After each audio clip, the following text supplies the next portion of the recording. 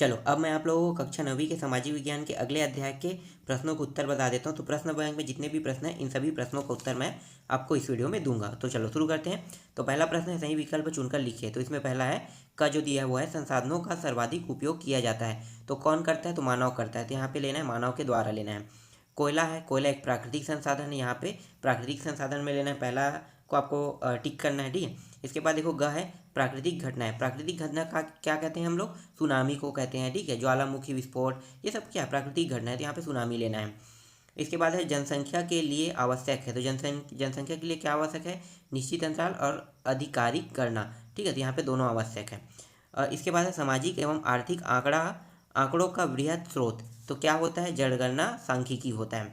इसके बाद रिक्त स्थानों की पूर्ति देख लेते हैं। पहला प्रश्न देखो, जनसंख्या खालिस्तान प्रक्रिया है, परिवर्तनशील प्रक्रिया है। जनसंख्या परिवर्तन खालिस्तान के आपसी संयोजन का परिणाम है। तो जन्म, मृत्यु और प्रवास का परिणाम होता है। सर्वाधिक जनसंख्या घनत्व वाला राज्य कौन सा है? तो बिहार है। तो आपको बिहार लेना है। ठीक है, यहाँ पे थोड़ा सा कन्फ्यूजन हूँ मैं, बिहार और पश्चिम बंगाल दोनों में से कोई एक आएगा। फिलहाल मैं यहाँ पे बिहार ले रहा हूँ। ठीक है, इसके बाद है सबसे कम जनसंख्या घनत्व वाला राज्य जो है वो है अरुणाचल प्रदेश है। ठीक है, तो यहाँ पे अरुणाचल प्रदेश लेना है। आंध्र प्रदेश के पुनर्गठन के बाद खालिस्तान राज्य बना।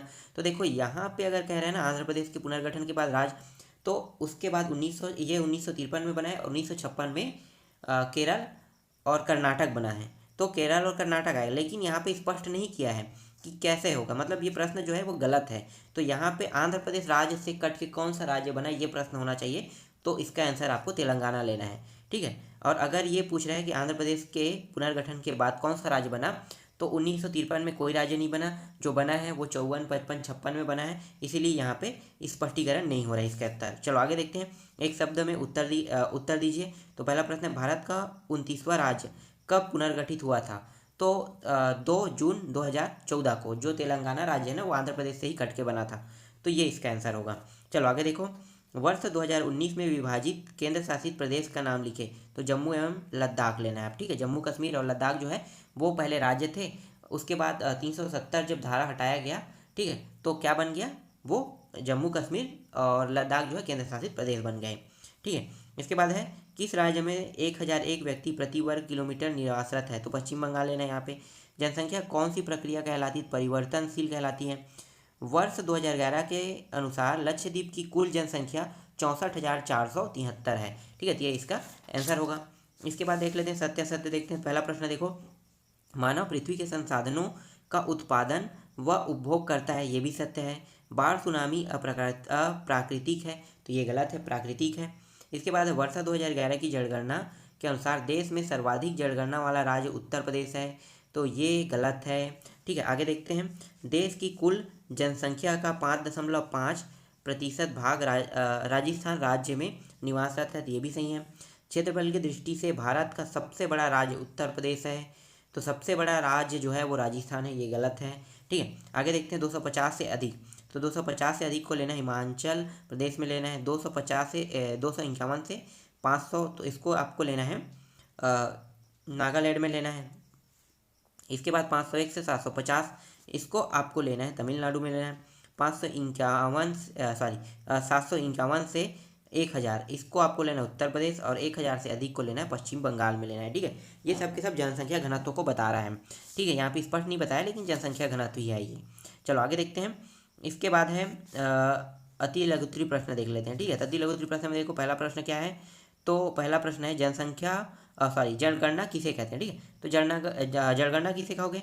तो देखो किसी देश अथवा किसी भी क्षेत्र में लोगों के बारे में विविध रूप से सूचना प्राप्त करना एवं उसे रिकॉर्ड करना जनगणना कहलाता है। भारत में जनगणना हर 10 साल में एक बार होती है। ठीक है, ये इसका आंसर है।